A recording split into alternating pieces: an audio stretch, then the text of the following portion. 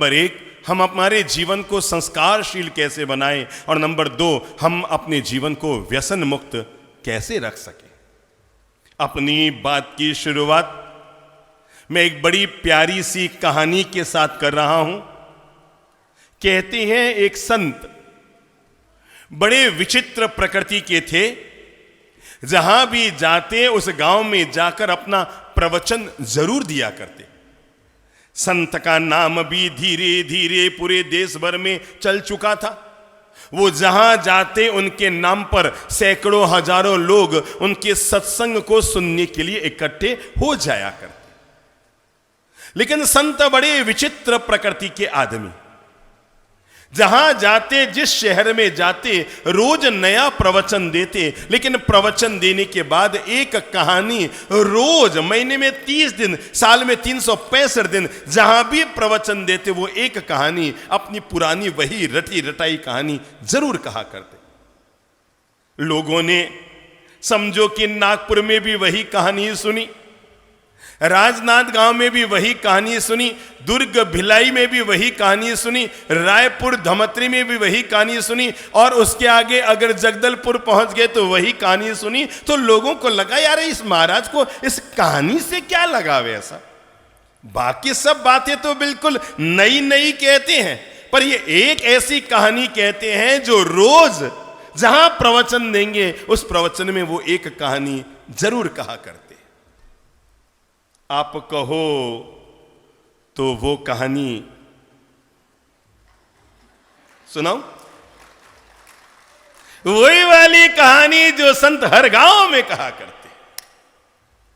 ऐसा कोई प्रवचन नहीं देते, समझो कि अगर कहीं पर उनकी 10 दिन की प्रवचन माला होती तो 10 दिन वो कहानी जरूर कहते। और इतना ही नहीं, जब वो कहानी पूरी करते तो कहते हैं ये कहानी 100% सच है, इस कहानी में कोई मिलावट नहीं है, ये 101% बिल्कुल सच कहानी है। अब वो जो कहानी कहते, पहले मैं आपको वो कहानी बता दूं। अब वो संत एक कहानी कहा करते कि एक बूढ़े संत थे। कोई उम्र रही होगी उनकी 75-80 साल की, और बूढ़े संत के मन में आया कि मैं समाज के बीच बैठकर तो बहुत सारे सत्संग प्रवचन दे चुका हूं, क्यों न अब मैं कच्ची बस्ती में जाऊं, गंदे नाले के किनारे जाऊं, जहां पर दुनिया में कोई संत नहीं जाता, वहां के लोगों को भी संस्कार की अच्छी बातें सिखा कर आऊं। वो बूढ़े संत ये सोचकर कि कच्ची बस्ती में जाऊंगा तो बच्चों को इकट्ठा कैसे करूंगा, तो उन्होंने अपनी झोली में 25-30 बिस्किट के पैकेट, 100-200 टॉफियां, 5-10 खिलौने, थोड़े से नए कपड़े अपने 2-3 थैलों में लिए, और वो बूढ़े संत कच्ची बस्ती में पहुंच गए। और फटाफट बच्चों को आवाज लगाई, बच्चों आ जाओ, मैं तुम सब लोगों के लिए बिस्किट लाया हूं, टॉफियां लाया हूं, कपड़े लाया हूं। बच्चे दौड़ दौड़ के इकट्ठे हो गए। संत ने कहा मैं ये टॉफियां, ये बिस्किट, ये कपड़े, ये खिलौने तुम ही लोगों को दूंगा, पर पहले आधे घंटा मेरी अच्छी बातें तुमको सुननी पड़ेगी। हाँ, उन्होंने कहा हो महाराज सुन लेंगे, अगर लास्ट में आप जीवन कराएंगे 1 घंटा प्रवचन भी सुन लेंगे। तो अगर आप लास्ट में टॉफियां देंगे, बिस्किट देंगे और कपड़े बांटेंगे तो हम सुनेंगे प्रेम से। अब बच्चे आजू बाजू के इकट्ठे हो जाते और संत उन्हें आधे घंटा अच्छी बातें सिखाते, और एंड में वो टॉफियां बिस्किट सब बांट करके चले जाते। हर रविवार संत ने ये नियम बना लिया, कच्ची बस्ती में जाना और वहां के बच्चों को अच्छे संस्कार देना। एक दिन कच्ची बस्ती के बच्चे किसी एक जुआरी बच्चे को भी पकड़ कर ले आए। कहा महाराज इसको भी कुछ अच्छा ज्ञान सिखाओ। और वो जुआरी बच्चा आया, मैला कुचैले कपड़े, बिल्कुल फटे हुए कपड़े, ऐसा लगता था साल भर से नहाया ही नहीं है। और तब संत ने पहले तो उसे पास के घर में ले जाकर नहलाया, और सामने एक दुकान थी, उस दुकान से 250 रुपये में नई ड्रेस उसको खरीद कर दी कि बेटा तू ये नई ड्रेस पहन ले, और उसको अच्छी बातें सिखाने लग गए। अगले रविवार को सारे बच्चे आ गए, पर जिस बच्चे को नई ड्रेस दी थी वो तो आया ही नहीं। संत ने बच्चों से पूछा, अरे वो नई ड्रेस वाला बच्चा? कहा महाराज वो जुआरी है, आपने नई ड्रेस दी उसको, वो इसी दुकान वाले को 200 में वापस बेच के चला गया और रुपये जुए में हार गया। संत ने कहा लाओ उसको पकड़ के लाओ। वो फिर वही फटे हुए कपड़ों में आया और संत ने वापस उसको नहला धुलाकर उसी सामने वाली दुकान से 250 में नई ड्रेस दिलाई। अगले रविवार को बच्चे फिर उसको पकड़ कर लाए, फिर वही फटे हुए कपड़े में। कहते हैं ऐसे 12 रविवार बीत गए और हर रविवार को बच्चे उस जुआरी बच्चे को पकड़ कर लाते। संत उसे नहला धुलाकर नए कपड़े पहनाकर और वापस अच्छी बातें सिखाने के लिए, संस्कार की बातें सिखाने के लिए उसको बैठा दिया करते।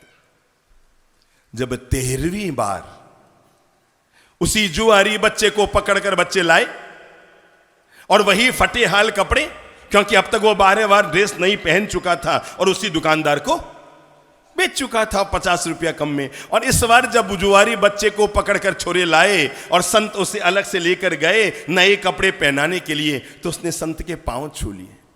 कहा महाराज बहुत हो गया, बहुत हो गया, मैं आपको इससे ज्यादा धोखा नहीं दे सकता महाराज। आप बड़े महान संत हैं, पर मैं आपको इससे ज्यादा धोखा नहीं दे सकता महाराज। अरे आपने मुझ जैसे बच्चे को सुधारने के लिए अब तक 12 ड्रेसें खरीद ली है, और मैं आपको बता दूं, आपको पता नहीं है मैं एक जुआरी बच्चा हूं और आप रोज मुझे ड्रेस खरीद कर देते हैं। मैं हर रविवार इसी दुकानदार को बेच कर चला जाता हूं महाराज। अब मुझे नई ड्रेस मत दिलाओ, क्योंकि मैं आपके साथ बहुत पाप कर चुका हूं। आप मुझे फिर दिलाएंगे और मैं फिर इसी दुकान वाले को बेच कर चला जाऊंगा महाराज।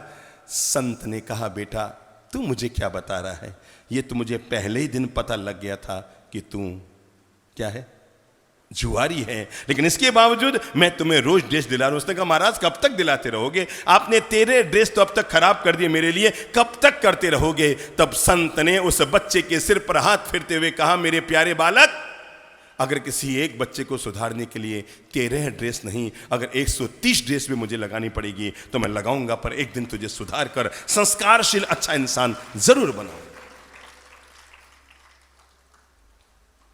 और कहते हैं संत के इन वचनों से प्रभावित होकर वो जुआरी बच्चा हमेशा के लिए उसी संत के पास रह गया। और इतना कहकर वो संत कहानी खत्म कर देते। और न केवल कहानी खत्म कर देते, कहानी खत्म करने के बाद कहते ये जो मैंने कहानी कही है ये 100% सच है, 100% सच है। 2 बार नहीं 3 बार कहते ये जो मैंने कहानी कही है वो 100% सच है। और जब एक दिन जब वो किसी बड़े नगर में बैठकर अपना दिव्य प्रवचन दे रहे थे और रोज रोज कहानी सुनते हुए उनके भक्तों ने 4-5 युवक खड़े हुए और खड़े होकर कहा महाराज अब तक हम आपके मुंह से ये कहानी 200 बार सुन चुके हैं, और जब जब आप ये कहानी कहते हैं आप कहते हैं 100% सच है। हमें ये जानना है आप किस आधार पर कहती हैं कि ये कहानी 100% सच है। क्या कहा, आप किस आधार पर कहते हैं कि यह कहानी 100% सच है। संत ने कहा रहने दो, पर यह बात तय है कि यह कहानी 100% सच है। संत के सारे भक्त खड़े हो गए और खड़े होकर हाथ जोड़कर कहने लगे महाराज आज तो अब राज खोल ही दो कि आखिर आप किस आधार पर कहते हैं कि यह कहानी 100% सच है, 100% सच है, 100% सच है। तो उस वयोवृद्ध संत ने कहा सच्चाई यह है, मैं इस आधार पर कहता हूं कि कहानी 100% सच है, क्योंकि वो जुआरी बच्चा और कोई नहीं, मैं खुद। मैंने ये दिव्य घटना, दिव्य कहानी इस आधार पर आपको कही है और ये समझ देने के लिए कही है कि हर इंसान अगर चाहे तो अपनी जिंदगी को सुधार सकता है। हर इंसान असत्य से सत्य की ओर, अंधकार से प्रकाश की ओर, मृत्यु से अमृतत्व की ओर अपने जीवन को बढ़ा सकता है। आदमी चाहे और अपने जीवन को न बढ़ा पाए, मेरे भाई आज की तारीख में अगर इंसान के लिए सबसे बड़ी कोई चीज की जरूरत है, चाहे वो वृद्ध है, चाहे वो युवा है, चाहे वो प्रौढ़ है, चाहे वो बालक है, तो आज की तारीख में सबसे बड़ी दौलत की जरूरत है और वो है संस्कारों की दौलत। आपके घर के बाहर कार है, ये आपकी समृद्धि की प्रतीक है। क्या कहा मैंने, आपके घर के बाहर कार है, ये आपकी समृद्धि के प्रतीक है, पर आपकी जिंदगी में अच्छे संस्कार है, ये आपकी महान संस्कृति के प्रतीक है। भगवान से ये कामना मत करो कि मेरे पांव के नीचे और मेरे बच्चों के पांव के नीचे हमेशा कार रहे। भगवान से ये प्रार्थना करो हमारे बच्चों के जिंदगी में हमेशा अच्छे संस्कार रहे, क्योंकि संस्कारों से बढ़कर दुनिया की और कोई दौलत नहीं होती। अगर अच्छे संस्कार वाला परिवार है तो दुनिया में उससे अमीर कोई घर नहीं हो सकता। और जिस घर में केवल दौलत है, केवल जमीन जायदाद है, केवल सोना चांदी है और संस्कार अगर उस घर से निकल गए, वो घर भी अपने आप में शमशान के बराबर हो जाता है। मेरे भाई, अपने बच्चों को केवल आसमान में चांद सितारे छूने की प्रेरणा मत दो।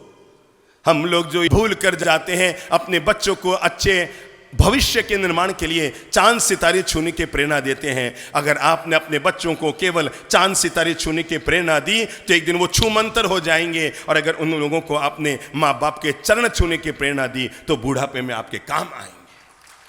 इसलिए आज की तारीख में अगर इंसान के लिए सबसे बड़ी किसी दौलत की जरूरत है तो वो है अच्छे संस्कारों की दौलत। और याद रखना, अच्छे संस्कार कभी मॉल में नहीं मिलते। क्या कहा मैंने? अच्छे संस्कार कभी दुनिया के किसी मॉल में नहीं मिलते। अच्छे संस्कार जब भी मिलते हैं घर के अच्छे माहौल में मिलते हैं। मेरे प्यारे भाई बहनों, हमारे मन में एक ही भाव रहते हैं, मेरे बच्चे अच्छे संस्कारशील रहे। हर माता पिता की मनोकामना रहती है मेरे बच्चों में अच्छे संस्कार रहे। मेरे भाई, मैं बता दूं, बच्चों को संस्कार कहीं बाहर से नहीं आते, बच्चों को संस्कार अपने ही घर से आते हैं। जो लोग चाहते हैं कि मेरे बच्चों में अच्छे संस्कार हो, उनके लिए जरूरी है वे खुद अपने जीवन को संस्कारशील जिए। आप सोचे कि मैं तो फोन पर झूठ बोलता रहूं और मेरा बच्चा झूठ न बोले। आप सोचते हैं मैं तो गुटखा तंबाकू चबाता रहूं, मैं तो दारू पीता रहूं, मैं तो उल्टे काम करता रहूं और मेरे बच्चा ऐसे न करे। ना बाबा ना, बच्चे तो वही होते हैं, मूवी कैमरे की तरह होते हैं। जैसे मूवी कैमरा जो कुछ भी देखता है उसको पकड़ लेता है, बच्चे मूवी कैमरे की तरह होते हैं। आप जो करते हैं, जैसा करते हैं, देखो, प्रयोग करके देखो। 1 साल का बच्चा है, 1.5 साल का बच्चा है। अब मैं बताऊं बच्चा कैसे सीखता है। आप बच्चे के सामने यूं करेंगे, अब बताओ धीरे धीरे बच्चा क्या करेगा? अब बुद्धि लगाओ, बुद्धि लगाओ, बुद्धि लगाओ, क्या करेगा? हूबहू यही प्रक्रिया बच्चा भी दोहराना शुरू कर देगा। ये बात हमें बताती है जब हमारी लैंग्वेज बच्चे की लैंग्वेज होती है तो हमारे संस्कार ही बच्चे के संस्कार होते हैं, हमारे कर्म ही बच्चे के कर्म होते हैं। इसलिए बच्चों को सुधारने के लिए बच्चों को सुधारने की कोशिश मत कीजिए। अगर आप कर सकते हैं तो खुद को सुधारने की कोशिश कीजिए। जब आप खुद सुधरते हैं तो आपके बच्चों को सुधरने की शुरुआत होती है। जीवन में इंसान के कोई भी संस्कार आते हैं, उन संस्कारों को आने के सबसे पहला कारण होता है आदमी की जिंदगी में संगत। क्योंकि आदमी की जैसी संगत होती है वैसी जीवन में रंगत आती है। मारवाड़ी कहावत है, काले खने बोलो बोलो बोलो बोलो बोलो, गोरो बैठे रंग नहीं पर अकल तो आई जावे। ये बात हमें बताती है कि जो व्यक्ति जिसके साथ रहता है उसके जीवन के संस्कार वैसे ही धीरे धीरे पड़ने शुरू हो जाते हैं। आदमी जिनके साथ रहता है, जिसकी सोहबत में रहता है, सीधी सादी बात है, आसमान से पानी की एक बूंद टपकती है, टपक, और अगर वो पानी की बूंद भूल से सांप के मुंह में चली जाए तो उसका भविष्य जहर बन जाता है। और वही पानी की बूंद अगर सीप के मुंह में चली जाए तो उसका भविष्य बोलो बोलो बोलो बोलो बोलो बोलो मोती बन जाता है। आप तय कीजिए, अगर आपने अपने बच्चों को सांप जैसे लोगों की सोहबत दी है तो उनकी जिंदगी में जहर भरना तय है। और आपने अपने बच्चों को सीप जैसे लोगों का साथ दिया, अरे इसको छोड़ो। आप लोग मंदिर जाते हैं ना, मंदिर में भगवान की पूजा करते हैं ना, कौन सी वाली अंगुली से करते हैं? इस वाली अंगुली से हम भगवान की पूजा करते हैं। पूजा करें तब विवेक रखा करें, हमारे नाखून में कभी भी केसर नहीं लगनी चाहिए। इसलिए पूजा यूं नहीं की जाती, पूजा हमेशा यूं की जाती है। यूं अंगुली डालो, यूं, ताकि केसर केवल अंगुली में टच हो, कभी भी नाखून के केसर टच ना हो। पर मैं आपको राज की बात बता रहा हूं। आप पूजा करके घर आ गए, अभी अभी सुबह सुबह कोई व्यक्ति जो मंदिर से पूजा करके आया है वो केवल एक काम करे। कोई है जो सीधा मंदिर से आया अभी पूजा करके? आप सीधे मंदिर से आए, विजय बाबू आप सीधे मंदिर से आए, अपनी ये वाली अंगुली को सूंघो तो क्या आ रही है? कुछ जोर से बोलो। केसर की खुशबू आ रही है ना? अरे बाकी सब छोड़ो, मंदिर जो वो चंदन का मूठिया होता है ना, अपन उससे चंदन घिसते हैं, और हाथ में 5 मिनट तक चंदन रहता है। मूठिया तो हम छोड़कर आ जाते हैं, पर अपने हाथों में खुशबू साथ ले आते हैं। मंदिर में जाकर 5 मिनट चंदन के मूठे को रगड़ कर देखना, हाथ में खुशबू भर जाएगी। घर आकर किचन में से एक कोयला निकालकर उसको रगड़ कर देखना, अब इस हाथ में क्या रहेगी? चंदन की खुशबू, और इस हाथ में बोलो बोलो बोलो बोलो है क्या रहेगी? काली माँ, जिंदगी हमारी जिंदगी है, अगर चंदन जैसे लोगों के साथ रहेगी तो महक जाएगी, और अगर कोयले जैसे लोगों के साथ रहेगी तो काली माँ से भर जाएगी। इसलिए अच्छे संस्कारों का मालिक बनने के लिए जरूरी है हमारी संगत। हम जिनके साथ रहते हैं वे लोगों का चरित्र, उनका जीवन हमेशा अच्छा होना चाहिए, क्योंकि जैसा आदमी का मित्र होता है वैसे ही आदमी का चरित्र होता है, या जैसे आदमी का चरित्र होता है आदमी जिंदगी में वैसे ही मित्र बनाता है।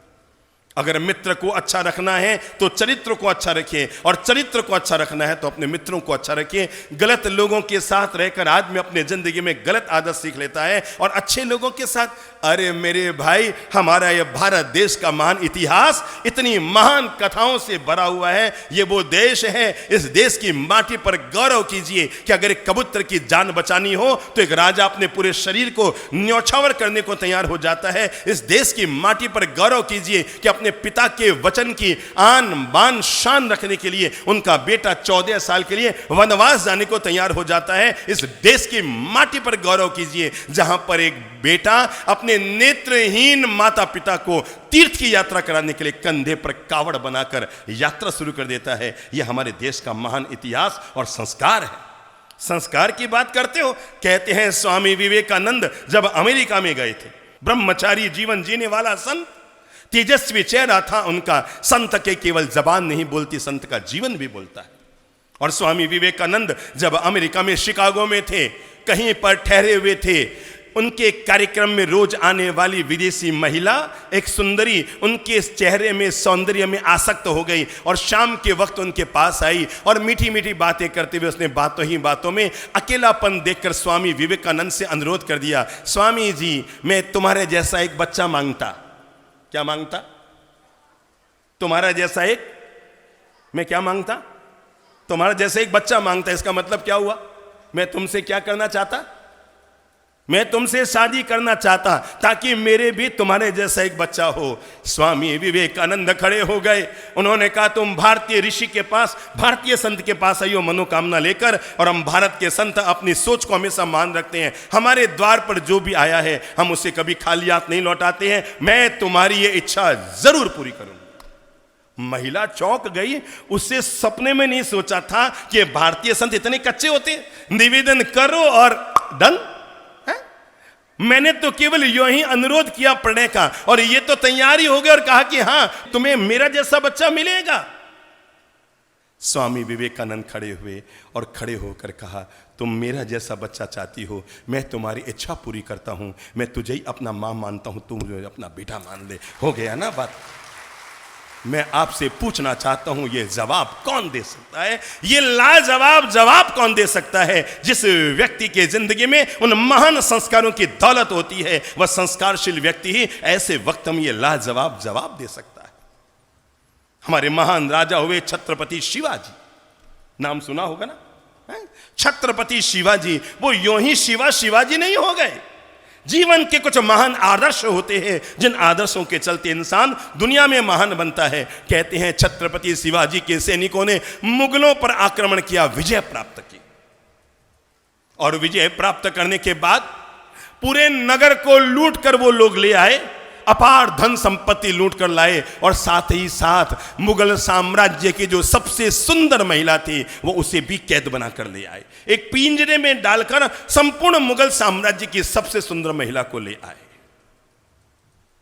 वो महिला मन ही मन कांप रही थी, पता नहीं इन मराठों के दरबार में मेरी क्या बेइज्जत की जाएगी, मेरे साथ क्या व्यवहार होगा। उसे छत्रपति शिवाजी के दरबार में हाजिर किया गया पिंजरे के अंदर, और उनमें से सेनापति खड़े होकर बोला, महाराज, हम लोग बेहिसाब दौलत लेकर आए हैं। हमारी दौलत जो मुगलों ने लूटी थी हम सब के सब वापस लेकर आए हैं महाराज, और साथ में ही हम एक आपके लिए नायाब तोहफा लेकर आए हैं। इतनी सुंदर महिला सच में आपने जिंदगी में कभी नहीं देखी होगी, और हम ये आपके लिए लेकर आए हैं। छत्रपति शिवाजी सिंहासन से खड़े हुए। कहा गया कि उस सुंदर महिला को सामने लाया जाए। ऊपर से पिंजरे से पर्दा हटाया गया, दरवाजा खोला गया। वो बेहद खूबसूरत महिला बाहर निकल कर आई।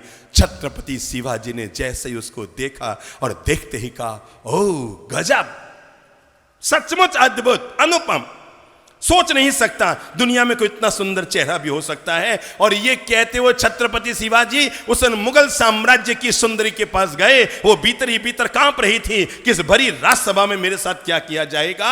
छत्रपति शिवाजी उसके पास गए और जाकर पूरी राजसभा को संबोधित करते हुए कहा, तुम वास्तव में बहुत सुंदर है और तुम्हें देखकर ऐसा लगा अगर मैं तुम्हारा बेटा होता तो मैं भी तुम्हारे जितना सुंदर होता।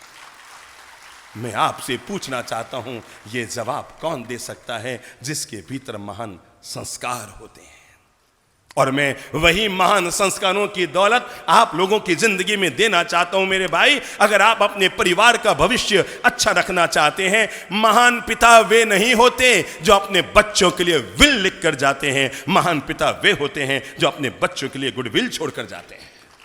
विल छोड़कर जाने वाला कोई महान व्यक्ति नहीं हो सकता। मैं भारत के इतिहास के उस अमर पत्र को सभी लोगों को बताना चाहूंगा, जब शरीर छोड़ने से पहले इस देश के महान उद्योगपति घनश्याम दास बिड़ला ने अपने पुत्र को लिखा था।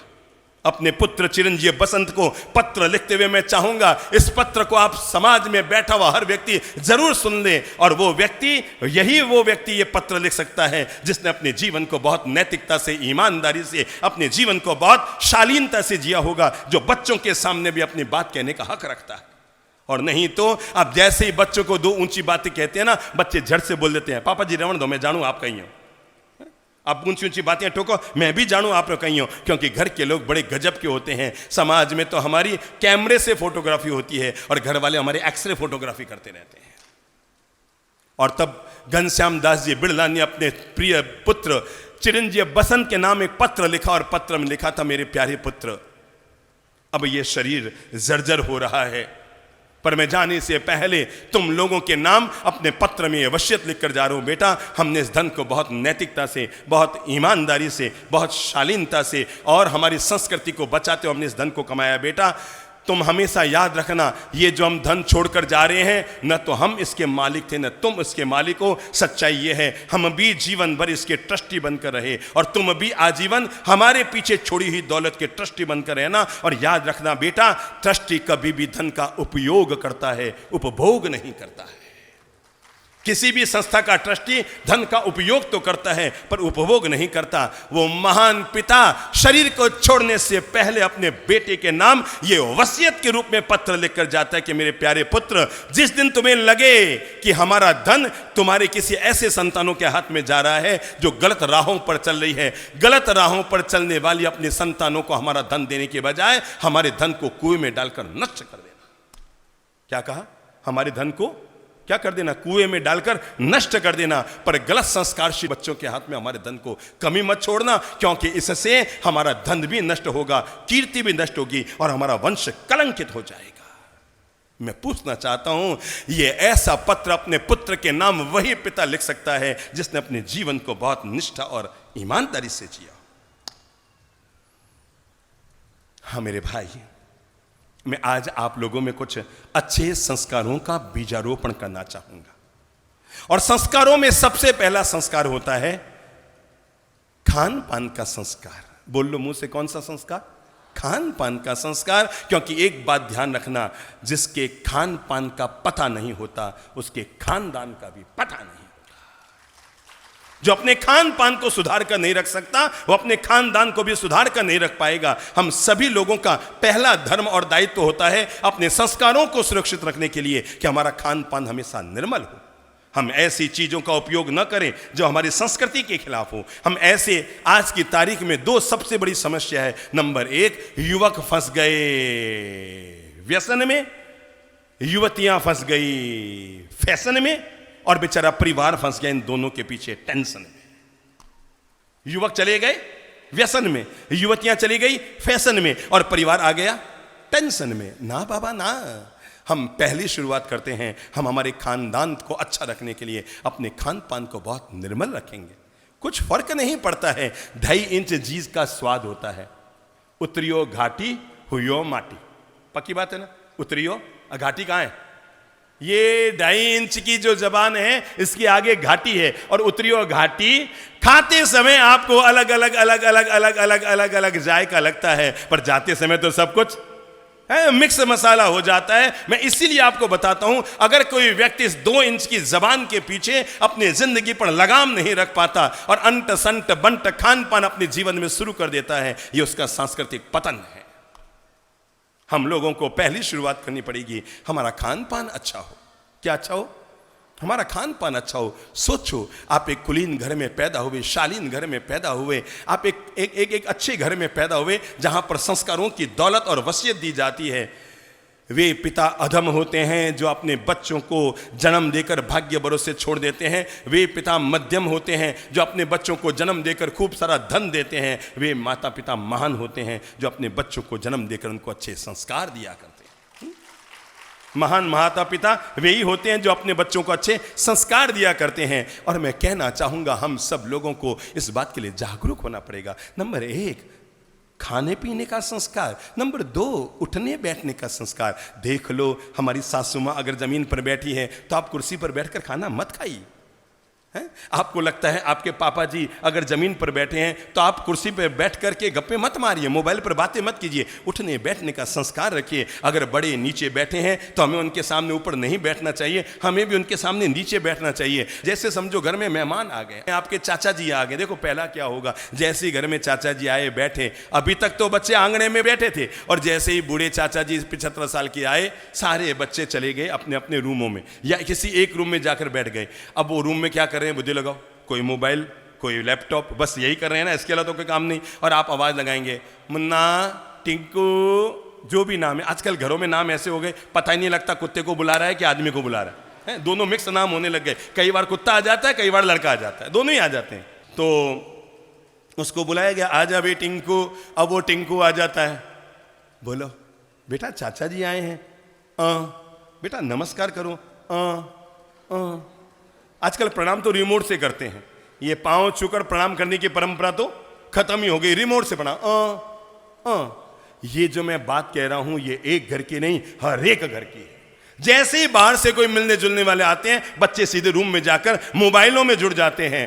अरे भाई, घर में मेहमान है, उनके बीच बैठो, उनके साथ उठो बैठो, 2 अच्छी बातें उनसे करो, उनके साथ अच्छे संस्कार सीखो। घर में परंपरा पड़ गई, बड़े लोग बड़ों के साथ बैठ जाओ और बच्चे चले जाते हैं सीधे बेडरूम के अंदर। बच्चों को सिखाओ कि बेटा, बड़े लोग जब घर पर आए, मेहमान घर पर आए, तो 4 लोगों के बीच बैठो। और नंबर 2, इतनी बुरी आदत पड़ गई है घरों में, जाता हूँ ना, अभी की बात है, मैं नागपुर में था, एक घर में आहार के लिए गया, तो इधर दादाजी हैं, इधर घर की बहुरानी है, इधर उसके पापा हैं, और दादाजी दूर खड़े हैं, और वो बच्चा आवाज़ दे रहा है, दादू। मैंने कहा कौन सी हमारी संस्कृति हो गई है, दादू दादू कहता कद्दू कह रहा है कि दद्दू कह रहा है, भगवान जाने क्या शब्द हो गए। इतने ज़्यादा हमने अपने घर की भाषा को गिरा लिया है। और सबसे बड़ी दिक्कत क्या होती है बताऊं? शर्म करने की बात यह होती है, जब वो बच्चा दादा को दद्दू कह के बुला रहा है, तब बच्चे की माँ भी पास में खड़ी है, बच्चे का बाप भी पास में खड़ा है, बच्चे की दादी भी पास में खड़ी है, और किसी में इतनी सी भी अक्ल नहीं है कि बच्चे को टोके, बेटा दादा को दद्दू नहीं कहते, दादाजी कहते हैं, चाचा को चच्चू नहीं कहते, चाचा जी कहते हैं। कितना गजब हो गया है। घर घर में चाचा क्या हो गए, बोलो तो, बोलो जोर से बोलो। घर में चाचा हो गए चाचू, और दादा हो गए दद्दू। 5 साल के बाद देख लेना, अगर आपके घर में शुरू ना हो जाए तो मुझसे आकर बात करना। अरे दादा जब दद्दू हो गए हैं, और चाचा जब चच्चू हो गए हैं, और पापा अगर पप्पू ना हो जाए तो मुझसे आके कहना। अगर आपने लगाम ना लगाई अपने बच्चों पर, समय रहते संस्कारों की दौलत न दी ना, जब दादा दद्दू हो गए और चाचा चाचू हो गए, तो पापा को पप्पू होने से कौन रोक सकेगा? और अगर आप चाहते हैं आपके बच्चे आपको पप्पू ना कहें, तो क्या करना पड़ेगा? बच्चों को आज से संस्कार दो, बेटा दादा को दादू नहीं कहते, दादाजी कहते। समझाओ उन्हें प्रेम से, संस्कार दो। अरे मेरे भाई, आज तो आप कमा रहे हैं और वो खा रहे हैं, आज तो आप कमा रहे हैं और वो खा रहे हैं, तब भी आप उन्हें नहीं सिखा पा रहे हैं। जिस दिन वो कमाएंगे और आप खाएंगे, सोचो उस दिन आपकी क्या हालत होगी। वो तो अभी भी आपके बाप बने हुए। इसलिए ये मत कहा करो मेरे 2 बच्चे हैं। मैं तो कहता हूं, क्यों कहता है 2 बच्चे? ये मेरे 2 बाप हैं। चलती तो उन्हीं की है ना, पक्की बात है ना। बच्चे ने सोच लिया मुझे 70,000 का मोबाइल लेना है मिस, लेना है, आज नहीं तो कल लेना है, चलनी उन्हीं की है। तो ये मत कहो मेरे घर में 2 बच्चे पैदा हुए हैं। साहब, मेरे घर में 2 बाप हैं, 2 दादे हैं। कल वो एक शाह परिवार जिनकी तरफ से साहित्य की प्रभावना थी ना, तो उनके साथ छोटी पोती थी, तो उन्होंने कहा ये तो हमारी परदादी है। मैं बताना चाहता हूं, चलो 5-10 बच्चे मंच पर आओ तो ऊपर खड़े होके फटाफट, बड़े वाले बच्चे जो 10-15 साल के हैं, हाँ आ जाओ आ जाओ आ जाओ, खड़े हो जाओ खड़े हो जाओ, आ जाओ आ जाओ, हैं आ जाओ आ जाओ, दौड़ के आओ, दोनों पाँव से दौड़ो बेटा। हाँ इधर आओ बेटा इधर आओ। आपका नाम क्या है? माइक पास में लो, घबराओ मत। डर गया सो मर गया ना? हाँ ठीक है, माइक पास में ले जाओ। आपका नाम क्या है? आरफ दुग्गड़। और आपके पापा जी का नाम? श्री निशांत कुमार जी दुग्गड़। ठीक है, इनको दो। आपका नाम क्या है? अर्जुन बाफना। आप पापा जी का नाम? श्री सौरभ जी बाफना। ठीक है, आपका नाम क्या है बेटा? मेरा नाम युवराज जैन है। हाँ मेरे पापा का नाम विजेश जैन है। विजेश जैन है, बहुत अच्छी बात है। आपका नाम क्या है? अर्नव दुग्गड़। और पापा का नाम? निशांत दुग्गड़। ईशान दुग्गड़। और आपका नाम क्या है? मेरा नाम कव्यांश वर्मा है। आपको तो बड़ी ऐसी प्यारे प्यारे मस्ताने हो ना। हाँ। और मेरे पापा का नाम डोमेंद्र वर्मा। क्या नाम है? डोमेंद्र वर्मा। डोमेंद्र वर्मा। हाँ। अरे वाह, चलो चलो सभी बच्चे इधर आओ। हमेशा एक चीज़ आपको सिखा रहा हूँ, जब भी पिता का नाम लो ना तो पहले श्री बोलो। क्या बोलो? श्री। और नाम के बाद क्या बोलो? जी। अब वापस दो इस बच्चे को माइक। श्री डोमेंद्र वर्मा जी। श्री डोमेंद्र। आपके पापा जी यहाँ आए क्या? नहीं, पापा जी नहीं आए? दादा। तो पापा कहाँ हैं? पापा ऑफिस। आज संडे को ऑफिस हाँ है? सारी घर में सॉरी, घर में बैठे हैं। मतलब छोरा ने सीख लिया पापा से बोलना, कह देना ऑफिस गए, अब संडे को पकड़ा गया है ना। तो पापा जी घर में क्यों बैठे हैं? हाँ, आज संडे है तभी हम लोग यहाँ पर से घर जाएंगे। फिर पापा हम लोग को घुमाने लेके जाएंगे। पापा आपको घुमाने लेकर जाएंगे। हाँ। और मम्मी किधर है आपकी? मम्मी घर में। पापा मम्मी दोनों घर में हैं। उनको पूछो आप क्या कर रहे हो जब हम यहाँ आए तो। आपकी मम्मी आई है? हाँ। कहाँ है? इस बच्चे की मम्मी कौन है? पीछे बैठे हैं। अच्छी माताओं, मैं आप सभी से अनुरोध करूंगा, आज ही जाकर घर में, हाँ बहन खड़े हो जाओ, जो खड़ी हुई थी शर्म मत खाओ, आज ही जाकर घर में एक काम करना। जिन बच्चों को पढ़ाने के लिए आपने लाखों रुपयों का चूना लगाया है और इंग्लिश मीडियम स्कूलों में भेज भेज कर बच्चों की हालत हो गई है, किसी को पूछो तुम्हारे पापा का नाम तो कहते हैं द्रौपद, किसी को कहते हैं सुनील, कोई कहता है विमल, कोई कहता है कांति। आज बच्चों को सिखा दो बेटा, मिठाई में घी और पिता के नाम के साथ लगा दो जी, तो स्वाद अलग हो जाता है। मिठाई में हो खरा घी और पिता के नाम साथ क्या हो? जी। तो आज से जब भी पिताजी का नाम लोगे तो क्या पहले बोलो? हाँ आगे? जी। हाँ अब इसको दो। आपके पापा का नाम क्या है? फिर सौरभ पुरवाल। बोलो श्री। कौन है आपके पापा जी? इधर आओ, ऊपर खड़ा हो जा। इसके पापा जी कौन? हाथ खड़ा करो कोई एक। हाँ वो है भाई साहब। क्या आपको लगता नहीं है कि अपन को कान पकड़ना चाहिए कि बच्चे को अभी तक पिता का नाम भी पैदा आपने किया और बाप का नाम बोलना मैं सिखा रहा हूँ? बताओ, अगर मैं नहीं आता, अगर रायपुर में अगर ये ऋषभ देव मंदिर वाले मुझे लेकर नहीं आते, ये तो जीवन भर ही आपको यूं ही बोलता रहता। मम्मी का नाम? श्री नहीं, श्रीमती। पापा की मती को कौन बिगाड़ती है? श्रीमती। मम्मी है ना, तो बोलो श्रीमती। आगे सिखाओ भाई सिखाओ। चलो जाओ, माइक देख के आना उसको। जितना ज़रूरी है हमारी भाषा अच्छी हो, उतना ज़रूरी है हमारा खान पान अच्छा हो। मेरे भाई, अगर आप चाहते हैं आपके बच्चे अच्छे संस्कारशील बने, केवल पीछे दौलत छोड़कर मत जाना, केवल पीछे ज़मीन जायदाद छोड़कर मत जाना। अगर छोड़कर जा सको तो अपने बच्चों के लिए वसीयत में कुछ ऐसे महान संस्कार छोड़कर जाना जिसकी बदौलत कितनी बड़ी दिक्कत आ गई आज की तारीख में। लोगों की ज़िंदगी में नशाखोरी की आदत इतनी ज़्यादा बढ़ती जा रही है। कहते हैं एक बार सिकंदर के राज दरबार में दुनिया की सबसे महंगी शराब आई। क्या कहा मैंने? सिकंदर के राज दरबार में दुनिया की सबसे महंगी शराब आई और सिकंदर के मन में आया ये दुनिया की सबसे बेशकीमती शराब है, जाऊं और जाकर अपने किनको? अपने गुरु को भेंट करता हूं। और वो अपने गुरु को भेंट करने के लिए दुनिया की वो सबसे महंगी शराब लेकर आए और लाकर कहा गुरुदेव ये मैं नायाब तोहफा आपको देने के लिए आया हूं और ये 10,000 रुपये की एक बोतल है, दुनिया में इससे महंगी कोई शराब आज तक हुई नहीं है, आप स्वीकार कीजिए। सिकंदर ने जैसी वो शराब की बोतल अपने गुरु के हाथ में दी, सामने वहां पर पत्थर पड़ा था, पता नहीं गुरु को क्या लगा, उन्होंने वो शराब की बोतल उठाई और उठाकर क्या किया? पत्थर पर दे मारी, बोतल फूट गई, शराब बह गई, मिट्टी में मिल गई। सिकंदर को आवेश आ गया, कहा गुरुदेव ये क्या किया? अरे मैंने दुनिया का सबसे महान तोहफा आपको दिया और आपने शराब को मिट्टी में मिला दी। डायोजनीज ने सिकंदर के सिर पे हाथ फेरते हुए कहा, मेरे प्यारे शिष्य, अगर समय रहते अभी मैंने इसको मिट्टी में न मिलाया होता तो एक दिन ये मुझे मिट्टी में मिला देती। जिंदगी का हम सब लोगों को ये पाठ तो पढ़ना ही पड़ेगा कि हम अगर हमारे परिवार का सुनहरा भविष्य देखना चाहते हैं तो हमें हमारे वर्तमान को भी सुनहरा बनाना होगा, हर हालत में बनाना होगा।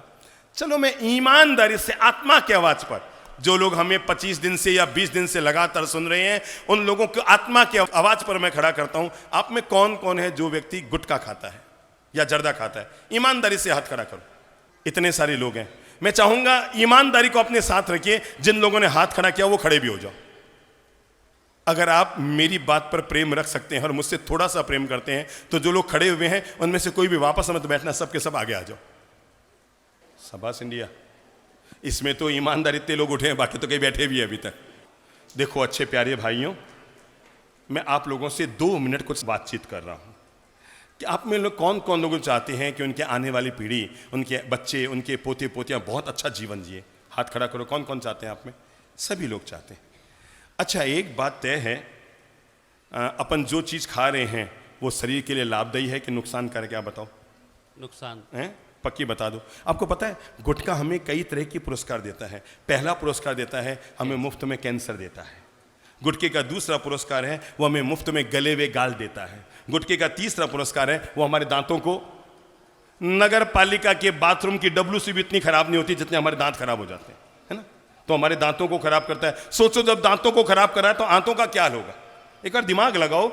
जिसको खाते खाते हमारे दांत खराब हो गए, उन चीजों को खाने से हमारे आंतों का क्या हाल होगा? बुद्धि लगाई आपने कभी? है? हमारे जो भीतर की आंतें हैं उनका क्या हाल हुआ होगा?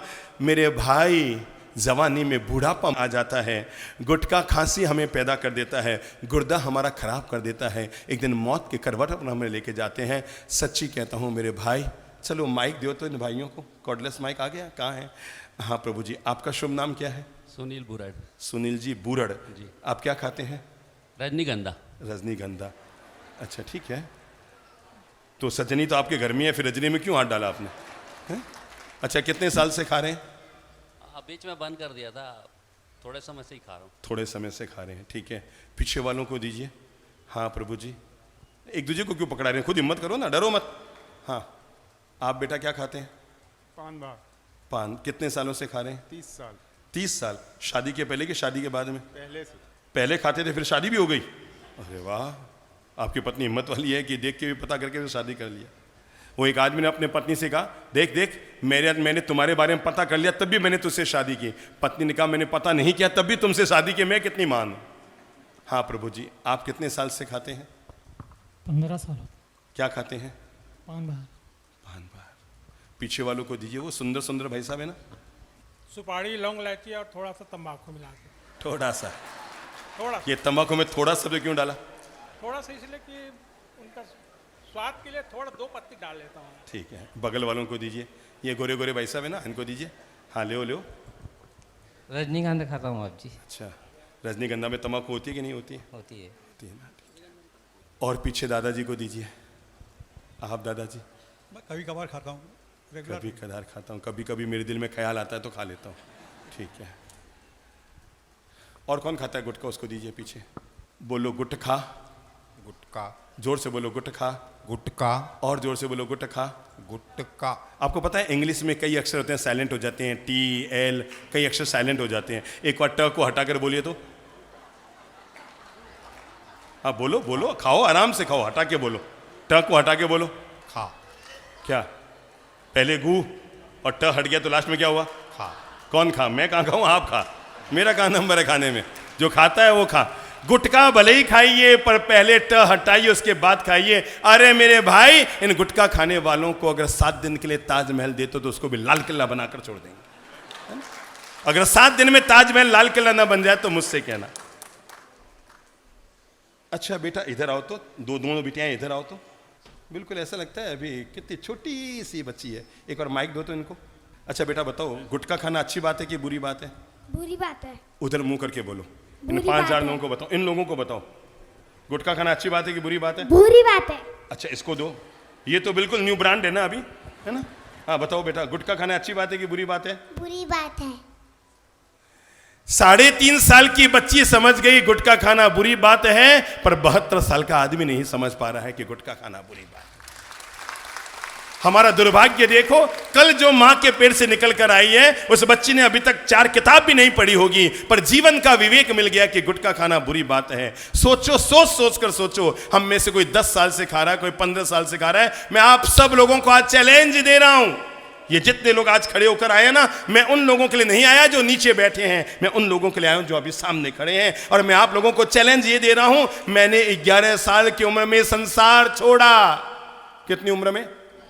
मैं आप जो जितने खड़े लोग हैं उनको चैलेंज दे रहा हूं, आप में कौन है जो आज संसार छोड़ने की हिम्मत रखता है? नहीं ना, पत्नी नहीं छोड़ सकते, धंधा नहीं छोड़ सकते, दुकान नहीं छोड़ सकते। अपने आप को चैलेंज दो कि अगर जिसको तुम 15-20 दिन से सुन रहे हो वो 11 साल की उम्र में संसार छोड़ सकता है, तो सोच कर सोचो आप क्या छोड़ सकते हैं। आज चैलेंज दे रहा हूं, आप अपने आप से पूछिए, अपने आप को मोटिवेट कीजिए। कुछ नहीं होता है, 7 दिन आदमी को समझाना पड़ता है, लौंग खा लो, इलायची खा लो, सौंफ खा लो, बीबी के माथे के अलावा कुछ भी खा लो, ठीक है ना? उसको खाना शुरू मत करना, घर में कलह हो जाएगा। पर जिंदगी में कुछ अच्छी बहुत सारी चीजें हैं, ऐसी चीज को हम क्यों खाएं जो हमारे दांत को बिगाड़े, आंत को बिगाड़े, हमारे दिल को बिगाड़े, दिमाग को बिगाड़े, हमारी तबीयत को बिगाड़े और पैसे को बिगाड़े।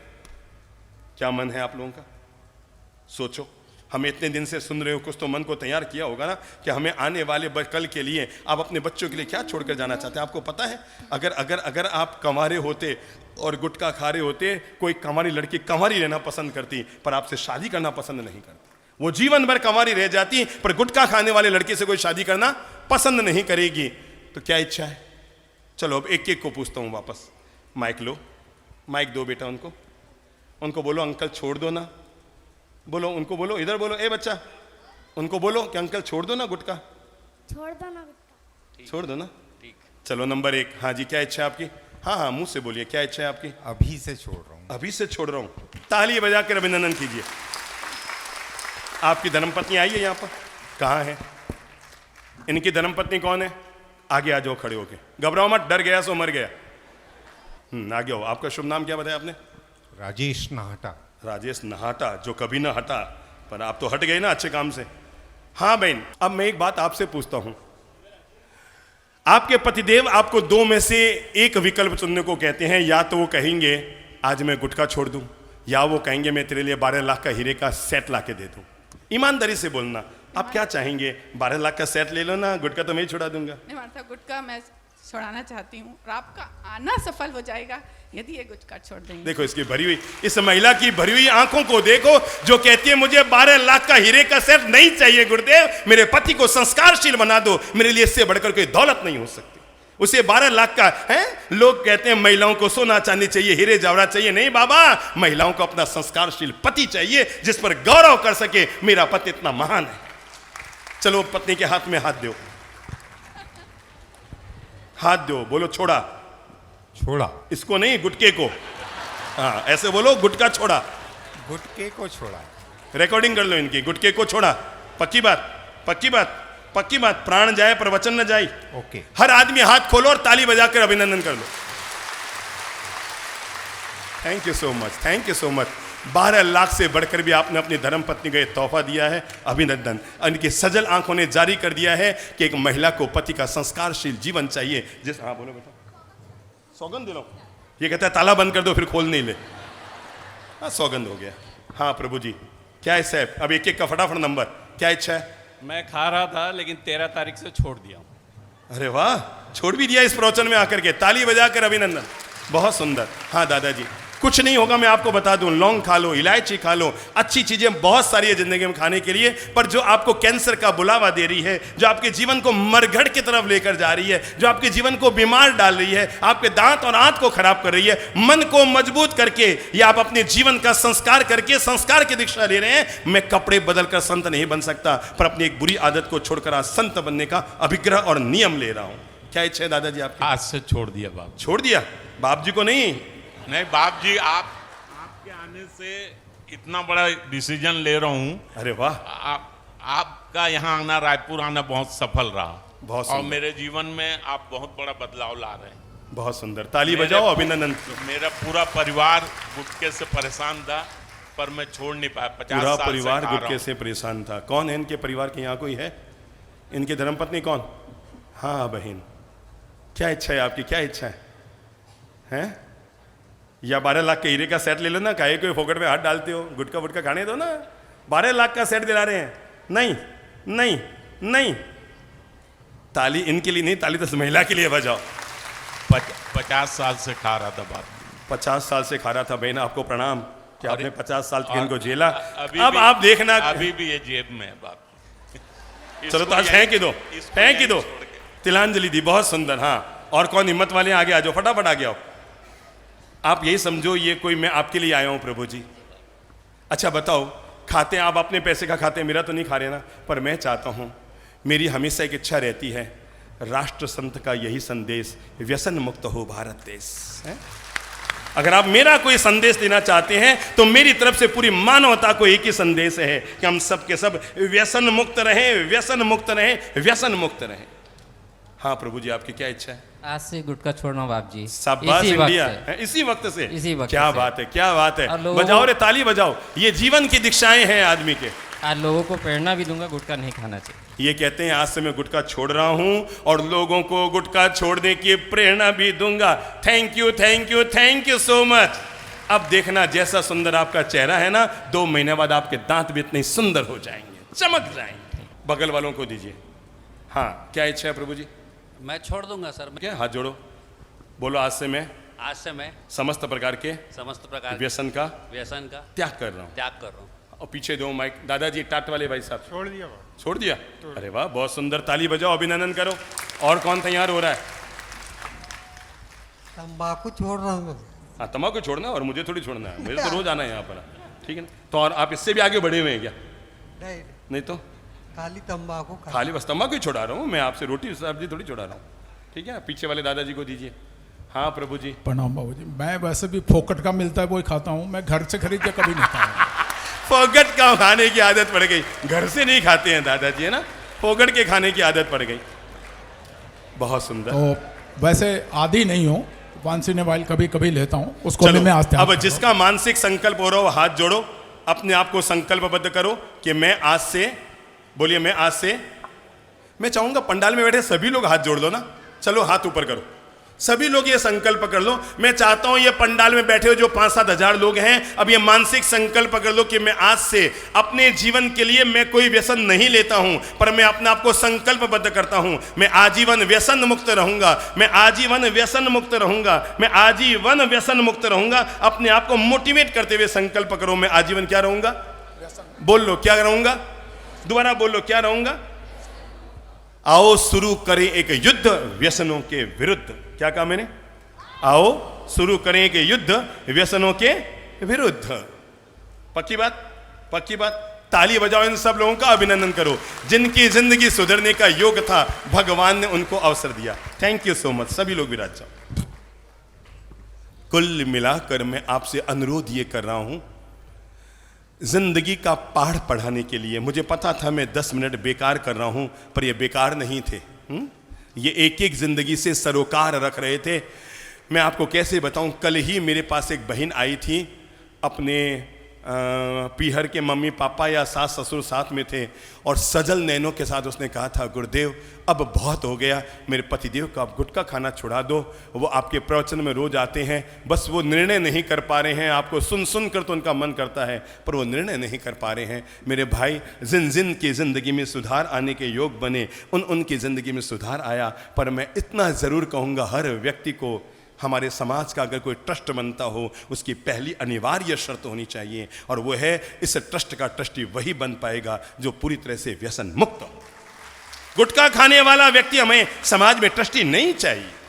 जिसके पीने की आदत है, खाने की आदत है, भले वो कितना भी अमीर क्यों ना हो, अपने घर पर रहे, पर समाज का ट्रस्टी वही व्यक्ति बनेगा। अरे जब आप चाहते हैं, संत वो होता है, साधु वो होता है जो पंच महाव्रतों का पालन करता है। क्यों जी?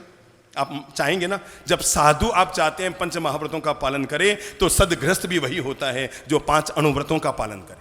मेरे पास एक भाई साहब आए, वो यूं खा रहे थे, यूं गुटखा भरा हुआ था अंदर, वो बड़ा विचित्र आवाज हो जाती है उनकी। वो एक बार क्या हुआ, एक दोस्त की शादी हुई, दूसरे आदमी के मुंह में गुटखा भरा हुआ था, तो उसने उसको पूछा, मारवाड़ी था, और भाई मारी धर्मपत्नी क्या नहीं लागी, तो बिना बोलना तो धाकड़ है धाकड़, अब मुंह में गुटको भरे डॉक्कड़ वो मारी दो जूत कि मारी पत्नी था डाकण लागे, तो मुंह में गुटखा भरने के बाद शब्द भी एकदम भरे आ गया, बाप जी मैं क्या बोला, ओ बाप जी मैं श्रावक श्रावी का तो आपका माँ बाप हुआ। मैं क्या जा रहे, ऐसे बिगड़ेल माँ बाप के संतान हम बनना पसंद नहीं करते हैं, जो खुद गुटखा खाते हैं और संतों को आके कहते हैं हम आपके माँ बाप बने हैं। अगर आप ये चाहते हैं कि आपके संतों के जीवन में उजाला हो, तो इसके लिए जरूरी है आपका जाला भी दूर होना चाहिए, क्योंकि आखिर संत वही बनते हैं जो गृहस्थ में से निकल कर आते हैं। मैं इसीलिए आप लोगों को ये संस्कारों की पहली दौलत दे रहा हूं। हम सभी लोगों को इस बात का ख्याल रखना पड़ेगा, हमारा खान पान हमेशा अच्छा हो, हमारे बच्चे हम पर गौरव करें। 4 लोगों के बीच जब भी नाम लेना बच्चे को शर्मिंदगी न आए। आपको कैसे बताऊं, हमारे देश में कई बार कारागारों में कार्यक्रम होते हैं। देश की ऐसी कोई बड़ी जेल नहीं जहां पर हमारे प्रवचन का कार्यक्रम न हुआ हो। दुनिया के देश के, भारत के हर बड़ी जेल में जाकर हमने संस्कारों का बीजारोपण किया है। और मैंने वहां जितने लोगों को पूछा है आपके अपराध का मूल कारण क्या है, अपराध के मूल कारण केवल 2 सामने आए। नंबर 1 बेहद शराब और नंबर 2 गुस्सा। ये 2 ही कारण होते हैं जो आदमी के अपराध बनने के मुख्य भूमिका अदा करते हैं। तो गुस्सा तो हमने इतने दिनों में छोड़ ही दिया, पर हम व्यसन मुक्त जीवन जिएंगे, ये तो अपने आप के लिए हम वादा कर सकते हैं। और मैं चाहूंगा आज से जो लोग खड़े ना हो पाए ना, वे भी मन को तैयार कर लो। कोई फर्क नहीं पड़ता है, केवल आदमी को मन को समझाना पड़ता है, मन को समझाना पड़ता है मेरे भाई। और मैं तो कहूंगा घर की बहनें हैं ना, वो भी इस बात के लिए तैयार हो जाए और उन्हें कह दे, साहब अगर आप हमारी जिंदगी के हिस्से बनकर रहना चाहते हैं तो आपको व्यसन मुक्त होना पड़ेगा। लोगों बताए कितने डरते हैं। मेरे पास लोग आके कहते हैं, बाप जी, मतलब मैं आपको सच्ची घटना बता रहा हूँ, मेरे पास आकर लोग कहते हैं, बाप जी मारो बेटे री मतलब पीने री आदत पड़ गई, बाप जी छुड़ावना पड़े, मैंने पता नहीं लागना चाहिए। कहीं क्या इतने कमजोर माँ बाप हो तो टाबरों को पैदा ही क्यों किया है? कि बिगाड़े आप और सुधारने के लिए लाए हमारे पास। मुंबई की एक सच्ची घटना लाइव कर रहा हूं। समाज के एक अधिसंपन्न व्यक्ति के यहां रात को 2 बजे पुलिस की 5 गाड़ियां पहुंची। बहुत ध्यान से सुनना घटना को, कमर सीधी कर लो। मुंबई की घटना, जब एक समाज के अधिसंपन्न व्यक्ति के यहां रात को 2 बजे पुलिस पहुंची, जाकर एक फोटो दिखाया, पिताजी बाहर आए, पूछा ये आपका बेटा है? कहा हाँ। बोलो क्या बात हो गई? उन्होंने कहा ये घर में। हाँ घर में। बोलो ना बात क्या हो गई? कि आज दोपहर में अमुक बगीचे में आपके बेटे ने उस लड़की के साथ छेड़खान की है। ये 3 दोस्त थे, उन्होंने उसके साथ अभद्रता की, अश्लील व्यवहार किया और भी अंट संट कर लिया है, और हम 2 लड़कों को पकड़ कर ले आए आपके बच्चे को पकड़ने के लिए। पिताजी हतप्रभ रह गए। मेरे घर में रात को 2 बजे पुलिस और मेरे बच्चे को गिरफ्तार करने के लिए एक बेटा, कल मेरे शहर में इज्जत क्या रहेगी? मैं गांव में मुंह क्या दिखाऊंगा? वो ऊपर गए और जाकर अपने बच्चे को, नींद उठाई अपने युवा बेटे को और उठाकर बाहर लिया। बोला बेटा तुम दिन में आज बगीचे में गए थे? उसने कहा हाँ पापा। क्या तुमने कोई छेड़खान की? वो मुंह नीचे करके बैठ गया। तो कहा नीचे पुलिस आई है तुम्हें गिरफ्तार करने के लिए, तुम्हारे 2 दोस्त तो जीप में बैठे हैं, 13 नंबर आया है। पुलिस आई, युवक को गिरफ्तार कर लिया गया। जब गिरफ्तार करके ले जाई जा रहा था तो बाप ने इंस्पेक्टर को अपने पास बुलाया। सुनना अब घटना को। पिता ने पुलिस इंस्पेक्टर को अपने पास बुलाया और बुलाकर उसको 50,000 की गड्डी पकड़ाई। 500 के नोट की। कितनी गड्डी? 50,000 की गड्डी पकड़ाई। जरा सोचो किस लिए पकड़ाई होगी? बोलो बोलो बोलो बोलो। मेरे बेटे को छोड़ देना, ठुकाई मत करना, मारपीट मत करना, मेरे घर की इज्जत न जाए, नाम बाहर न आए, इसको वहाँ ले जाके वापस रवाना कर देना, यही सब भाव रहे होंगे ना। पर उस महान पिता ने उस इंस्पेक्टर को अंदर लेकर गया। बेटा तो चला गया था जीप में पुलिस की, और वो पिता उस इंस्पेक्टर को भीतर लेकर 50,000 की गड्डी जेब में डाली और कहा इंस्पेक्टर साहब ये रुपये मैं आपको इसलिए नहीं दे रहा हूँ कि आप मेरे बेटे को छोड़ देना, मैं इसलिए दे रहा हूँ आज एक ही रात में इतनी ठुकाई कर देना उसकी, इतनी ठुकाई कर देना उसकी, इतनी ठुकाई कर देना कि जिंदगी में वापस कभी मेरे घर पर पुलिस ना आ पाए। एक ही दिन में उसको इतना सुधार देना ठोक ठोक के। ये 50,000 में इसलिए दे रहा हूं कि इन बाकी 2 को छोड़ो, पर इसकी इतनी ठुकाई कर देना कि एक दिन में इसकी अकल ठिकाने आ जाए और ये पराई के अपने घर पर भी किसी की नजर न डाल पाए। जिन पिता के भीतर इतनी हिम्मत होती है ना, वे लोग अपने बच्चों को सुधारने के लिए बहुत लाड दीजिए, पर काम पड़ने पर 1 सेकंड में इटकनी मार दीजिए। बेटा मेरे घर में रहना है, मेरे खाए पे जीना है, इन संस्कारों को घर में जीना पड़ेगा। पैसे मेरे कमाऊं मैं और दादागिरी तेरी मेरे घर में नहीं चलेगी। कैसे बताऊं? जब जिंदगी में एक बार मेरे कानों में इतने कड़वे शब्द आए थे, जब एक महिला ने, जिसका पति भयंकर शराब पीने वाला था और शराब पी पी करके पत्नी पर हाथ उठाता था, मेरे पास आई थी और आकर कहा, बाप जी मुझे एक आशीर्वाद दो। मैंने कहा, बोलो बहन, कि बस मैं विधवा हो जाऊं। सोच सकते हैं उस नारी की दर्द भरी पीड़ा को? आप सोच सकते हैं मन में उसने कितने दुख झेले होंगे, तब कहीं जाकर एक संत के सामने आकर वो कह रही है, बस भगवान करे मैं विधवा हो जाऊं बाप जी, मैं सुख की जिंदगी जी सकूं, बस बाप जी मैं विधवा हो जाऊं। मेरे भाई, मैं आपको कैसे बताऊं, हम सब लोगों के कारण हमारी जिंदगी, हमारे परिवार की जिंदगी कैसे नरक बन रही है। मैंने आज का मुख्य विषय रखा था संस्कार और व्यसन मुक्त जीवन। मैं समझता हूं अपने जीवन के लिए आप पहला निर्णय कर चुके हैं, आप जीवन को बहुत संस्कारशील बनकर जिएंगे। मैं जाने से पहले एक बड़ी प्यारी सी कहानी आपको कहकर फिर यहां से विदा करूंगा, पर इतना जरूर कहूंगा कि जीवन के लिए तय कर लो, मैं जीवन को हमेशा संस्कारशील बनकर जीऊंगा। और कहानी इतनी सी है, कमर सीधी कर लो, बस 2 मिनट में अपन खड़े हो जाएंगे। और कहानी इतनी सी है, 4 महिलाएं कुएं पर से निकली पानी कंधे पर लेकर के अपने घर के लिए, और एक ने रास्ते में कहा, मेरा बेटा बड़ा धनवान है, वो देखो सामने आ रहा है। और माँ ने अपने बेटे से कहा, बेटा बेटा जरा ये घड़ा उठा ले और इस घड़े को घर पर ले जा पानी। उसने कहा, मम्मा मुझसे ये काम काज नहीं होता, आपको बोला नौकर रख लो। महिला का मुंह लटक गया। दूसरे ने कहा, मेरा बेटा पहलवान है, वो भी उधर से आया पर वो भी कुछ ले जाने को तैयार नहीं। उसने कहा, मम्मा मैं तो कुश्तियां लड़ता हूं, ये सब तुम्हारा मेरे अखबारों में फोटो छपते हैं, स्वर्ण पदक लेकर आता हूं, ये सब घर के काम करूंगा मैं। तीसरी महिला ने कहा, पहले का बेटा क्या है? धनवान। दूसरे का बेटा क्या है? पहलवान। तीसरी ने कहा, मेरा बेटा विद्वान है। क्या है? विद्वान है। और जैसे का विद्वान है तो संयोग से उसके बेटे का भी आना हो गया। उसने कहा, बेटा कंधे पर से घड़ा ले जा। उसने कहा, मम्मा तुम मेरे टीवी में भाषण नहीं सुनते, रेडियो में मेरे भाषण नहीं सुनते, अखबार मेरा नाम नहीं पढ़ते, मैं इतना बड़ा आदमी हो गया, अरे ये पानी के घड़े ले जाऊं और कल को इसका किसी ने वीडियो जारी कर दिया, मेरा पानी उतर जाएगा। तीनों महिलाएं चुपचाप चलती रही। चौथी महिला ने कहा, भाई मेरा बेटा तो भोला बाला सीधा साधा है, देखो वो सामने आ रहा है। वो जैसे सामने आया कि आते उसने माँ को पांव छू के प्रणाम किया और कहा, माँ मुझ जैसा जवान बेटा घर में आप पानी क्यों भर के लाती हो? और ये कहकर माँ का घड़ा छीना, अपने कंधे पर लेकर रवाना हो गया। पीछे एक बुढ़िया अम्मा चल रही थी। उस बुढ़िया ने चारों महिलाओं को रोक कर कहा, बहनों एक बात बताऊं, तुम में से एक का बेटा धनवान है, एक का बेटा पहलवान है, एक का बेटा विद्वान है, पर किस्मत वाली ये चौथी महिला है जिसका बेटा संस्कारवान है। कौन सा वान है? संस्कारवान है। ये संस्कारों की दौलत हमारे भीतर जरूर हो।